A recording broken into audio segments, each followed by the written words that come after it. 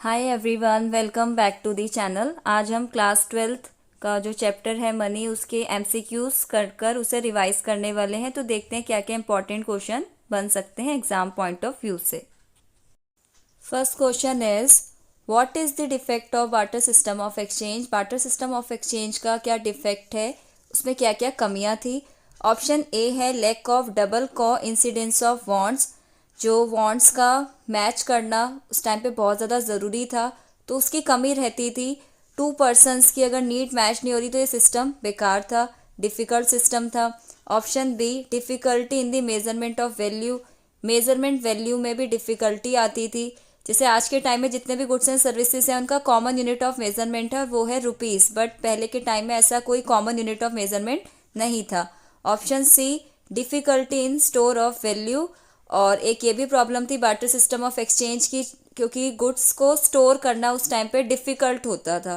It means इसका answer है option D, all of these. ठीक है, बार्टर सिस्टम ऑफ एक्सचेंज की सारे ही डिफेक्ट थे, सारे ही कमियां थी।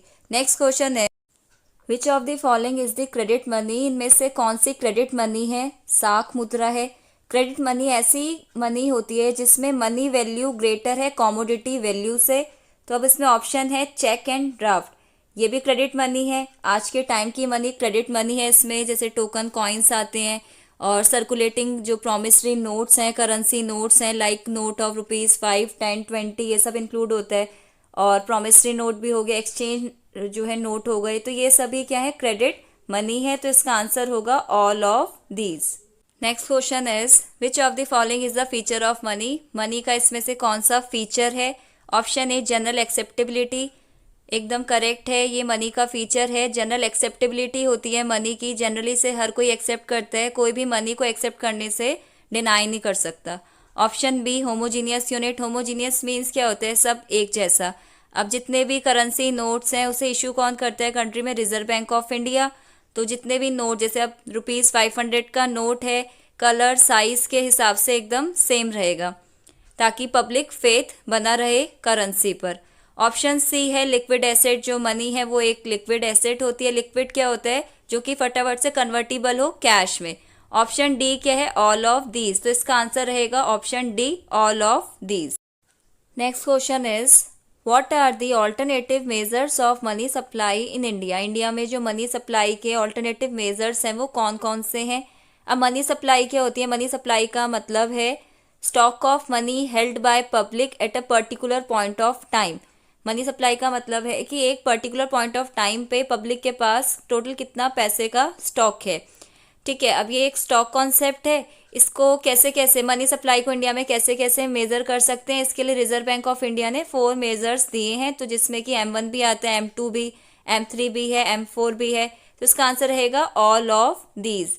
ठीक है, ऑप्शन डी करेक्ट है। इसमें M1, M2, M3 and M4 India में मनी सप्लाई के मेजर्स हैं। Question is who circulates all mint and 1 rupee note in India. India में जो 1 रुपी का नोट है, कॉइन्स हैं, उसे कौन जो है सर्कुलेट करता है। तो ये कॉइन्स हो गया, 1 रुपी नोट को सर्कुलेट करने का जो रिस्पॉन्सिबिलिटी है वो है मिनिस्ट्री ऑफ फिनेंस का। तो इसका आंसर है ऑप्शन ए। और जो रिजर्व बैंक ऑफ इंडिया है, जितने भी करेंसी नोट्स हैं उसे इशू करने का जो अथॉरिटी है, पावर है, वो किसके पास है, रिजर्व बैंक ऑफ इंडिया के पास। लेकिन जब बात की जाएगी कि जितने भी मिंट कॉइन्स हैं और 1 रुपी नोट है उसे इंडिया में कौन सर्कुलेट कर रहा है, तो उसमें फिर आ जाता है हमारा मिनिस्ट्री ऑफ फिनेंस का रोल। मिनिस्ट्री ऑफ फिनेंस इशू करती है फिर कॉइन्स एंड 1 रुपी नोट को इंडिया में।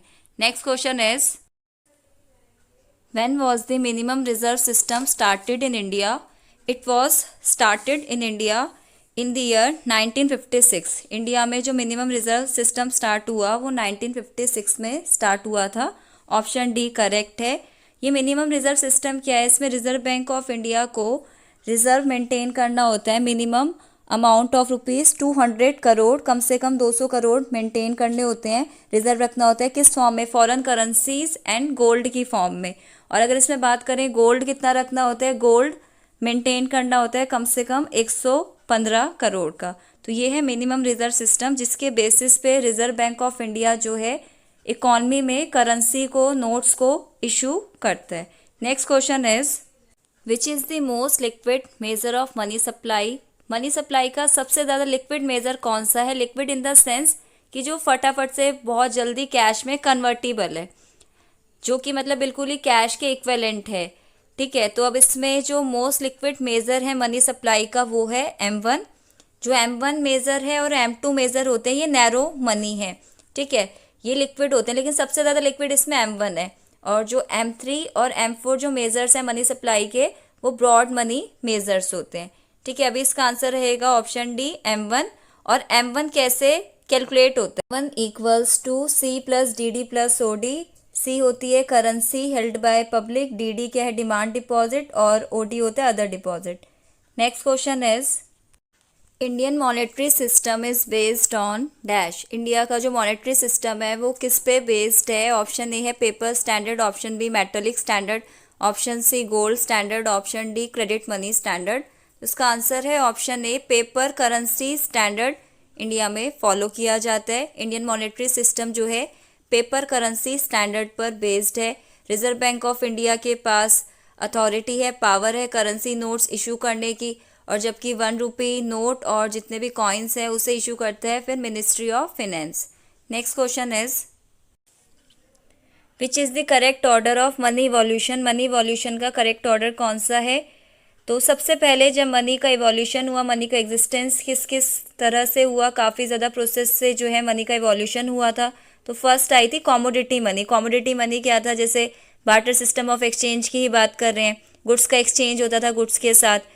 फिर इसके बाद metallic money I. Metallic money में जो है यूज़ किया गया था मेटल कॉइन्स का, जैसे इसमें metals like gold, silver, copper etcetera were used as money. ठीक है, फिर नेक्स्ट आई थी पेपर मनी, जो अब इंडिया फॉलो कर रहा है, पेपर करेंसी स्टैंडर्ड सिस्टम है। क्योंकि जो कॉमोडिटी मनी थी मेटेलिक मनी में बहुत सारी डिफ़िकल्टीज थी, जैसे अब गोल्ड के रिजर्व मेंटेन करना, तो वो काफ़ी डिफ़िकल्ट टास्क था, इसलिए पेपर मनी को इंट्रोड्यूस करा, जो कि कैसी मनी है? क्रेडिट मनी है, जहाँ पे मनी वैल्यू ज़्यादा है किससे? कॉमोडिटी वैल्यू से।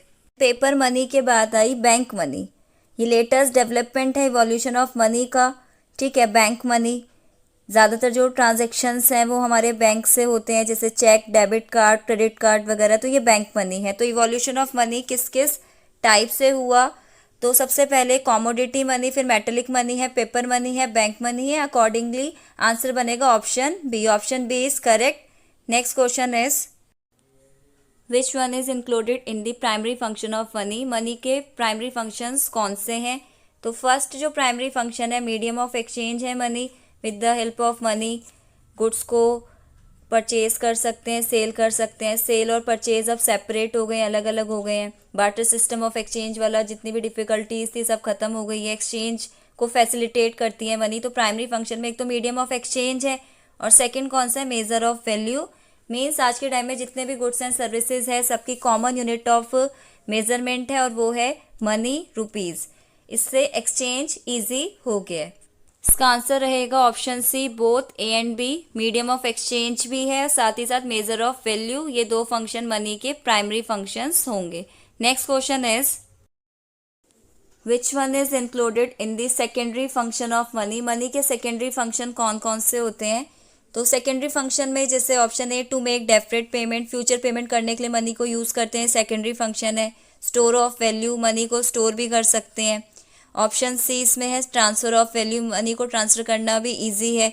इट मीन्स जो मनी के सेकेंडरी फंक्शंस हैं ए बी सी, तीनों ही ये जो है मनी के सेकेंडरी फंक्शन है। तो इसका आंसर होगा ऑल ऑफ दीज। डेफरेट पेमेंट करने के लिए मनी का यूज़ हो रहा है, स्टोर भी कर सकते हैं, ट्रांसफ़र भी इजीली हो सकता है। तो सेकेंडरी फंक्शन सारे रहेंगे। Option D is correct answer. Money whose value as a commodity is equal to its face value is called. ऐसी मनी जिसमें commodity value face value equal है उस मनी को क्या बोलते हैं? Option A credit money, option B full bodied money, option C is high powered money, option D is none of these. इस question का आंसर आप मुझे कमेंट करके बताइए। और आज के लिए बस इतना ही। जो MCQs हैं कंप्लीट हो गए हैं। अगर आपको कोई डाउट हो आप मुझसे कमेंट सेक्शन में पूछ सकते हैं। और प्लीज़ आप मेरे चैनल को सब्सक्राइब कीजिए, वीडियोस को शेयर और लाइक कीजिए।